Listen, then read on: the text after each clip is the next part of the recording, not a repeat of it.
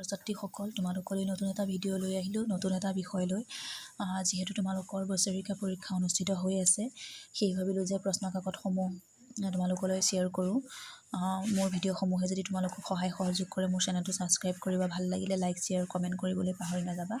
চোৱাচোন, অসম জাতীয় বিদ্যালয়ৰ 6ষ্ঠ শ্ৰেণীৰ অসমৰ ইতিহাস, যিখন ইতিহাসৰ কিতাপৰ মানে প্ৰশ্নকাকতখন, সেই প্ৰশ্নকাকতখন তোমালোকলৈ শ্বেয়াৰ কৰিছোঁ।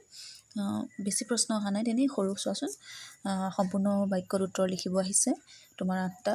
তাৰপিছত খালী ঠাই পূৰ কৰা, সম্পূৰ্ণ বাক্যটো লিখিব দিছে, 8টা আহিছে।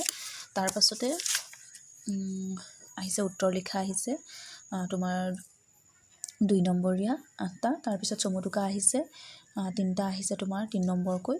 তাৰপিছতে 4 নম্বৰ এটা আহিছে। তাৰপিছত যদিহে আভ্যন্তৰীণ মূল্যায়ন সম্পন্ন হোৱা নাই, তাৰ কাৰণে এটা প্ৰশ্ন আহিছে 5 নম্বৰীয়া।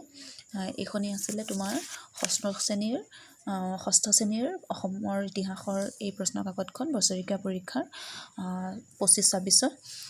তোমালোকৰ সুবিধাৰ্থে মানে মই প্ৰশ্নকাকতখন শ্বেয়াৰ কৰিলোঁ। আজিলৈ ভিডিঅ'টো ইমানতে সামৰিছোঁ। ধন্যবাদ।